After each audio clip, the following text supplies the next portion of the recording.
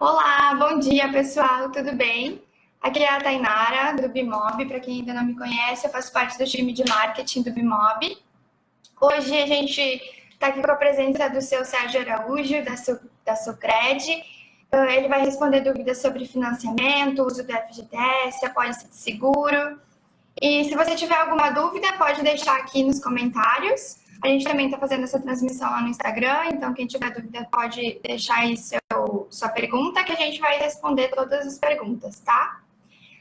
Então, seu Sérgio, primeiramente, obrigado por ter aceitado o nosso convite em participar desse webinar, de trazer mais conteúdos para os nossos usuários. Gostaria que o senhor falasse um pouquinho da Sulcred, assim, qual é o trabalho que a Sulcred faz, o seu trabalho. A Sulcred é uma empresa de assessoria imobiliária na parte de despachante imobiliário, né? E também na parte jurídica, de contratos, enfim, eu sou advogado, militei muitos anos em agente financeiro, em crédito imobiliário, fui professor muitos anos na ACM, no Senac, no curso de TTI, para corretor de imóveis, ministrando a cadeira do Sistema Financeiro da Habitação. Então, é a área que nós atuamos, há mais de 30 anos eu atuo nessa área. Legal, legal. Então tá, pessoal, a gente separou algumas perguntas já, previamente, e quem tiver dúvidas, tá, eu reforço que pode deixar aí nos comentários, que a gente vai respondendo aí aos pouquinhos, tá? Então, já vou iniciar com a primeira pergunta. Quando pode ser utilizado o FGTS na compra do imóvel? A utilização do FGTS só pode ser utilizada para imóveis residenciais cujo preço de venda ou avaliação do imóvel não ultrapasse R$ 1,5 milhão, que é o limite atual do Sistema Financeiro da Habitação. Além dos aspectos em relação ao imóvel, o comprador não pode ter um imóvel residencial no local de trabalho ou no local onde reside. Para fins de utilização de fundo, o local do trabalho é considerado região metropolitana. Ele não pode ter uma, por exemplo, ele trabalha em Porto Alegre, mora em Porto Alegre e tem um imóvel em Canoas. Esse imóvel residencial é fator impeditivo, porque Canoas faz parte da região metropolitana. Canoas, Novo Hamburgo, enfim, tem as cidades todas da região metropolitana. Então, ele não pode ter um imóvel residencial no local de trabalho ou de residência, considerando o local a região metropolitana, e a utilização do fundo aí pode ser utilizado para poupança, para amortização da dívida, liquidação da dívida, nesse financiamento habitacional. Tá? E outro detalhe importante, ele não pode ter um financiamento no sistema financeiro da habitação no território nacional. Por exemplo, morava no Rio de Janeiro, em São Paulo, e esse imóvel é financiado. E ele veio de muda para Porto Alegre. O imóvel do Rio, se o financiamento ainda estiver em vigor, é fator impeditivo para a utilização do fundo de garantia aqui. Agora, se o imóvel no Rio foi financiado e já foi quitado, não tem, aí deixa de ser fator impeditivo. Essas regras valem para o território nacional também. Sim, exatamente. Eu pergunto porque grande parte dos nossos usuários também acessam, né, de outros estados. Então o regramento é do Conselho Curador do FGTS, junto com o Banco Central, e com a Caixa Federal, que é a gestora dos recursos do fundo, e essas regras que eu acabei de declinar agora são a nível nacional. Legal, interessante. E qual a diferença entre um financiamento pelo SFH e pelo sistema hipotecário? São várias as diferenças. O financiamento pelo SFH, se a pessoa não tiver imóvel no nome dela, ela pode usar o fundo. No sistema hipotecário, não. Os imóveis do sistema hipotecário são todos os imóveis comerciais, financiamento de imóvel comercial, seja qual for o valor, enquadra no sistema hipotecário. E os imóveis residenciais, cujo preço de venda ou avaliação do imóvel ultrapasse R$ 1,5 milhão. Aí, então, ele se encaixa no sistema hipotecário. Outro aspecto da diferença entre um e outro é que no sistema financeiro existe um limite máximo da taxa de juros efetiva, que é de 12% ao ano, apesar de atualmente os bancos estarem atuando com uma faixa de juros menor, mas não pode ultrapassar a taxa efetiva de 12% ao ano, a taxa de juros. No hipotecário, a taxa é livre, né? Aí fica a critério da instituição financeira. Sim. E o seguro no financiamento é obrigatório? Sim, a apólice de seguro habitacional, ela é obrigatória, tá? E existem, tanto no sistema financeiro quanto no sistema hipotecário, dois tipos de seguro, de coberturas: seguro de morte ou invalidez permanente e o seguro de danos físicos do imóvel. O seguro de morte e invalidez permanente, no caso de morte ou invalidez permanente, cujo evento tenha ocorrido após a assinatura do financiamento, o financiamento, a dívida fica quitada no percentual de participação da renda da pessoa que faleceu. Se ela tem 100% da renda comprovada quando do financiamento e vier a falecer, 100% da dívida fica quitada. Por outro lado, se for marido e mulher, o marido participou com 70% da renda, a mulher com 30%, vir faltar o marido, 70% da dívida da prestação ficam quitadas e os outros 30% remanescentes, a cônjuge sobrevivente, no caso a esposa, continua a pagar essa parte da prestação. E com relação ao seguro de danos físicos do imóvel, ele cobre o incêndio, vendaval, eventos, explosão, de um bujão de gás, enfim, ele tem a cobertura nesse tipo de sinistro limitada à avaliação do imóvel, né? Este tipo de seguro não cobre o conteúdo do imóvel, bens, televisor, pegou fogo, só se ele fizer, eventualmente, um seguro adicional, né, um seguro complementar de cobertura para cobrir. Mas a apólice de seguro habitacional cobre apenas o imóvel, o casco, digamos assim, do imóvel em si. Tá? Interessante. Quais os limites de um financiamento pela SFH? Eu já mais ou menos já declinei, mas o limite é o preço de venda ou avaliação do agente financeiro não pode ultrapassar R$ 1,5 milhão e o valor de financiamento não pode ultrapassar R$ 1.350.000. Tá? Esses são os limites do sistema financeiro da habitação. E quais as despesas o comprador vai ter na hora de financiar? Sim, as despesas são variáveis. Tem a taxa de avaliação e contratação da instituição financeira, né? Em torno de R$ 3 a R$ 4.000 de despesas, né? Varia de banco para banco. Exemplo, a Caixa Federal cobra uma taxa de avaliação de R$ 750 e depois a taxa de contratação, se for contratado pelo SBPE, de 1,5% sobre o valor financiado, né? Os limitadores deles lá. Tá? E além dessa despesa da instituição financeira, tem o imposto de transmissão de bens imóveis. Ele é um imposto municipal, então cada município tem a sua lei, né, deste imposto, desse tributo. Em Porto Alegre, aqui, o tributo é 3% sobre o valor do imóvel, né, com duas exceções. Quando o financiamento for pelo sistema financeiro da habitação, a parte financiada paga a alíquota reduzida de 0,5%, limitado a um teto, aqui em Porto Alegre, de 284 mil. E o fundo de garantia, se houver, também sobre o valor do fundo incide a alíquota reduzida de 0,5%.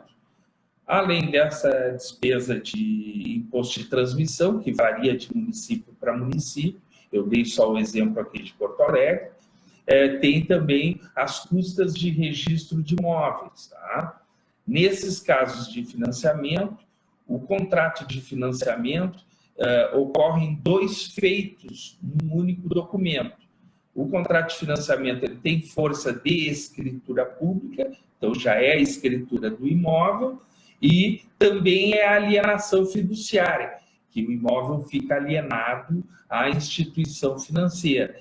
Em torno de 0,85%, 0,90%, menos de 1% do valor das custas sobre o valor avaliado pela prefeitura, ou o preço de venda, enfim. Né? Esse tributo, as custas de registro, também são variáveis em função do estado. Né? Estou falando aqui no estado do Rio Grande do Sul, que fica em torno deste valor. Né?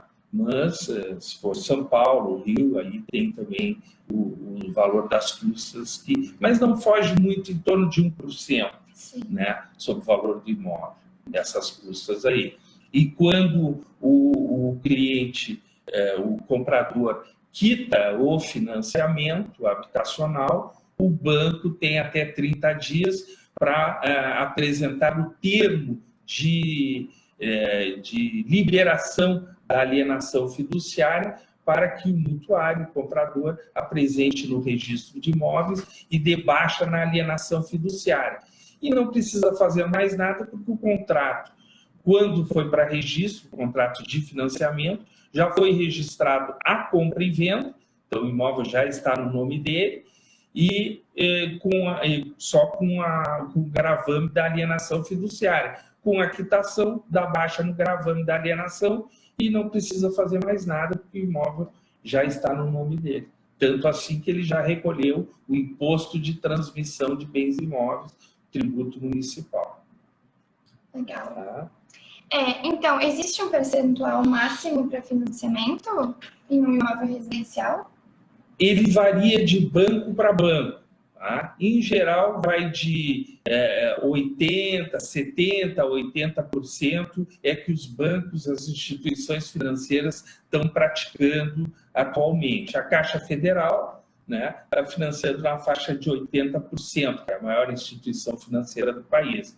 O banco nosso aqui, o Banrisul, também financia 80% do valor do financiamento. E esses bancos também têm a possibilidade de financiar as taxas, né? Esses impostos, o ITBI, o registro de imóveis, a própria despesa da instituição financeira, se a pessoa quiser, pode incluir no financiamento, desde que o valor financiado agregado às despesas que ele incluiu no financiamento não ultrapasse o limite estabelecido pela própria instituição financeira. Né? Se, por exemplo, ele está financiando já o limite de 80% do preço de venda, o limite já está no limite máximo, mesmo que a instituição financeira possa incluir as taxas, neste caso não vai ser possível, porque ele já está no limitador máximo estabelecido pelo banco. Mas se ele está financiando, por exemplo, 60% das taxas, o banco pode incluir essas despesas. Varia de 4% a 5% do preço de venda o valor a ser incluído. Né? A Caixa Federal financia até 4% do valor financiado. É a única exceção, digamos assim. E só libera os recursos para o comprador, os recursos, as taxas, né, que ele financiou. Ele primeiro vai ter que despender o recurso e depois de registrado o contrato, aí a Caixa Federal, no caso, libera as despesas na conta do comprador. Tá? Já que o senhor citou algumas instituições financeiras, atualmente, qual instituição é mais viável de obter um financiamento? Depende da linha de financiamento. Se forem aquelas linhas de financiamento mais de cunho social, Minha Casa Minha Vida, Carta FGTS, que são linhas oferecidas tanto pela Caixa Federal quanto pelo Banco do Brasil, né? São empréstimos, são financiamentos com recursos do fundo. Então, em geral, essas taxas são as melhores. Mas saindo dessa linha de financiamento mais popular e indo para as linhas do sistema financeiro de imóveis até 1,5 milhão para a classe média, né? Aí vai variar de banco para banco. Nós, quando se defrontamos com um caso desse, a gente examina todas as instituições, vê principalmente qual banco a instituição financeira que ele trabalha, né? Muitas vezes ele tem uma condição especial de juros para o banco, mas varia em torno de 8,4%, 8,5% a 9,5% a taxa efetiva de juros nos bancos privados, que também consideram para estabelecimento da taxa de juros o rating do cliente. Eles fazem a pesquisa no CPF do cliente interna e verificam o grau de risco, enfim, e quanto menor o risco que o cliente oferece de inadimplir para o banco, menor vai ser a taxa de juros, porque sabemos que dentro da taxa de juros embutido está o risco da inadimplência, né? Menor o risco, menor a taxa. E qual o tempo médio de uma assinatura de um contrato de financiamento? No nosso escritório tem sido uma média de 30 dias, né, para a assinatura do contrato, porque tem várias etapas. A primeira etapa, a aprovação do crédito do cliente, em que ele apresenta a documentação pessoal, a comprovação da renda, né, e vai para análise para aprovação do crédito. A posteriori, a aprovação do crédito, temos uma segunda etapa, que é uma etapa de engenharia, em que a instituição financeira vai fazer a avaliação do imóvel, né? E depois a terceira e última etapa é a parte jurídica, em que são examinadas todas as negativas do vendedor, do imóvel, para a confecção do contrato de financiamento. Então, em média, 30 dias. Um pouquinho mais, um pouquinho menos, dependendo de alguma circunstância do cliente ou do próprio agente financeiro. Mas a média de 30 a 40 dias se assina um contrato de financiamento, depois ele vai a registro, o contrato, e depois de registrado que é liberado os recursos ao vendedor, os recursos do financiamento. Em média de 4 a 5 dias após o registro do contrato entregue na instituição financeira, onde é conferido, o jurídico do banco confere o registro para poder depois liberar os recursos ao vendedor. Legal. A gente recebeu uma pergunta aqui do André Valentini. Ele pergunta como funciona o sistema para o cotista. Não entendi a pergunta.